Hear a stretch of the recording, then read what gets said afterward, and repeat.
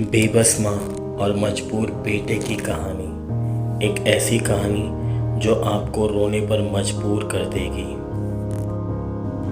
कमल बहुत परेशान था।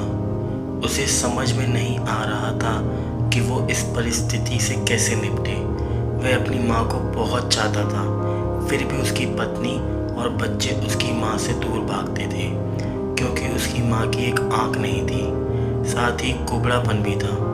वैसे वह अपना सब काम खुद कर लेती थी, फिर भी वो उसकी पत्नी और बच्चों को हमेशा खटकती थी। दादी, आप ऊपर के कमरे में जाओ, मेरे दोस्त आ रहे हैं, कमल के बेटे आदिल ने बड़े बेरुखी से कहा। पर बेटा, मैं तो यहाँ बहुत दूर बैठी हूँ, कमल की माँ ने बहुत प्यार से कहा। नहीं, आप उनके सामने मत रहो, वो मुझे चिढ़ाते हैं, आदिल ने ज़ोर से डांटते हुए कहा। क्या हुआ आदिल, क्यों चिल्ला रहे हो? कमल की पत्नी स्वाति ने किचन से ही आवाज़ लगाई।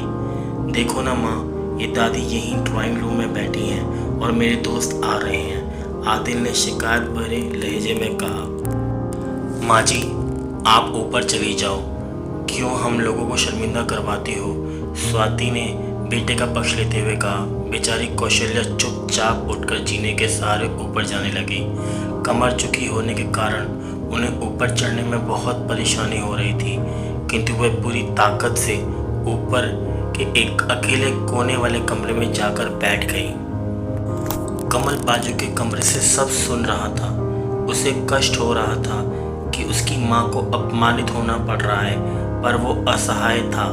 अगर वो कुछ कहता तो पत्नी और बच्चे उसका विरोध करने लगते। दूसरा, कमल को उनके तर्क भी सही लगते हैं, क्योंकि वह एक प्रशासनिक अधिकारी था। उसका सामाजिक स्तर बहुत ऊंचा था, उसका ससुराल भी एक उच्च घराने से था, इसलिए वह चुपचाप इस तरह हर दिन अपनी माँ को अपमानित होते देखते रहता था। रात को कमल की पत्नी ने कहा, देखो जी, अब कुछ करो। कल कलेक्टर साहब की पत्नी आई थी, माँ जी अपनी देसी धुंधारा में उनसे मिली। मुझे बहुत शर्म आ रही थी बताते हुए कि ये मेरी सास है। मैंने कह दिया कि दूर के रिश्तेदार हैं, इलाज कराने आई हैं। कमल को रोना आ गया, पर फिर भी वह चुप रहा। उसे समझ नहीं आ रहा था कि वो क्या करे। अपने बेटे की मनोस्थिति को कौशल्या अच्छी तरह से जानती थी और बेटे को कोई कष्ट ना हो, इसलिए वो हर बात को चुपचाप सह लेती थी। कमल बहुत उदास रहने लगा। एक तरफ परिवार और सामाजिक स्तर पर जीने की प्रतिबद्धता थी, तो दूसरी ओर माँ। आखिर माँ से अपने बेटे की ये हालत नहीं देखी गई। एक दिन उसने अपने बेटे से कहा, कमल, बहुत दिन हो गए हैं, मैं अपने गांव जाना चाहती हूँ, मुझे वहाँ पहुँचा दो, मेरा यहाँ मन नहीं लग रहा। पर माँ, वहाँ तो कोई नहीं है, तुम्हारी देखभाल कौन करेगा? कमल ने आश्चर्य से पूछा। अरे, सब गांव वाले तो हैं, और वो तुम्हारे मामा जी तो उसी गांव में रहते हैं, और फिर हम सारी व्यवस्थाएं कर आएंगे ना। स्वाति को तो जैसे मन की मुराद ही मिल गई हो।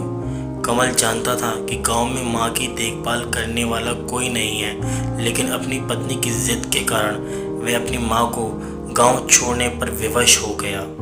माँ को गांव छोड़कर आते वक्त उसे रोना आ रहा था।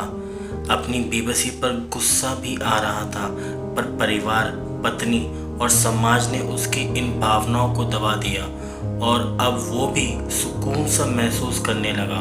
कुछ दिनों के बाद उसके चाचा, जो लंदन में रहते थे, आने वाले थे। जब कमल बहुत छोटा था, उसके पिता जीवित थे, तब वो भारत आए थे और उसके बाद वो अब भारत आने वाले थे। पूरा परिवार और आस पड़ोस बहुत उत्साहित था। लंदन के कमल के डॉक्टर चाचा आ रहे थे। डॉक्टर सुरेश ने जैसे ही घर में कदम रखा, सबने मिलकर बहुत उत्साह से उनका स्वागत किया। क्यों कमल, भाभी नहीं दिख रही, कहाँ है? डॉक्टर सुरेश ने उत्साहपूर्वक पूछा। जी, वो गांव में रहती हैं, यहाँ उनका मन नहीं लगा, स्वाति ने सपाट लहजे में उत्तर दिया। डॉक्टर सुरेश ने कमल की ओर देखा तो कमल ने अपनी आंखें झुका ली। डॉक्टर सुरेश सब समझ गए। बोले, कल हम भाभी से मिलने गांव चलेंगे, सब लोग। दूसरे दिन सभी लोग गांव के घर में पहुंचे। देखा कि कौशल्या को बहुत तेज बुखार है और वो पलंग पर असहाय पड़ी है। डॉक्टर सुरेश दौड़कर कौशल्या के पास गए, उनके पैर छूकर रोने लगे। कौशल्या की ये हालत उनकी कल्पना से परे थी। वाह बेटा कमल, तूने तो नाम उजागर कर दिया। अपनी माँ की यह हालत देखकर तुझे तो शर्म भी नहीं आ रही होगी। डॉक्टर सुरेश ने कमल को लगभग डांटते हुए कहा, नहीं देवर जी, कमल का कोई दोष नहीं है। मैं खुद गांव आई थी। कौशल्या ने अपने बेटे का बचाव किया।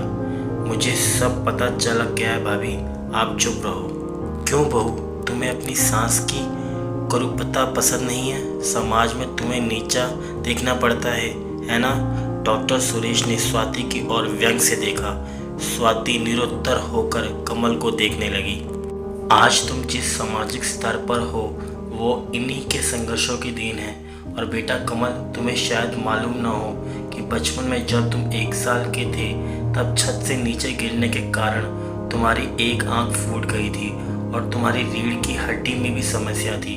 तब तुम्हारी इस कुरूप माँ ने अपनी एक आंख और अपना बोन मैरो तुम्हें देकर इतना सुंदर स्वरूप दिया था। स्वाति बेटा, इतने सालों तक संघर्ष करके बेटे को प्रशासनिक अधिकारी बनाने वाली इस संघर्षशील औरत की तुम लोगों ने ये दशा कर दी, तुम्हें ईश्वर कभी माफ़ नहीं करेगा। डॉक्टर सुरेश की आंखों से आंसू बहे जा रहे थे। अब भाभी, आप मेरे साथ लंदन जाएंगी, यहाँ इन स्वार्थी लोगों के बीच नहीं रहेंगी, डॉक्टर सुरेश ने कौशल्या से कहा। कमल तो जैसे सुन पड़ गया था। डॉक्टर सुरेश जो उसके चाचा थे, उन्होंने जो राज बताया उसके बाद तो कमल को यही लग रहा था कि उससे ज़्यादा पापी इंसान इस दुनिया में कोई और है ही नहीं। वह दौड़ा गया और माँ कौशल्या के कदमों से लिपट गया। माँ, मेरा अपराध माफ़ी लायक नहीं है। मैं जानबूझकर चुप्पी साधे रहा, आपका अपमान करवाता रहा। अब सिर्फ आप ही उस घर में मेरे साथ रहेंगे और कोई नहीं। कमल ने गुस्से से अपनी पत्नी और बच्चों को देखा। स्वाति को भी बहुत पश्चाताप हो रहा था, किंतु उसकी हिम्मत नहीं हो रही थी कि वह कौशल्या से आंख मिलाए। कौशल्या ने स्वाति की मनोस्थिति को समझकर उसको पुचकारते हुए अपने पास बुलाया और कमल को डांटते हुए कहा, खबरदार, जो मेरी बहू को मुझसे अलग करने की कोशिश की तो तुझे ये घर से बाहर निकाल दूंगी। स्वाति और बच्चों ने कौशल्या के पैर पकड़ते हुए अपने व्यवहार के लिए माफ़ी मांगी और माँ के विशाल हृदय ने सबको माफ़ कर दिया। कैसी लगी ये कहानी? कृपया कमेंट में ज़रूर बताइएगा। धन्यवाद।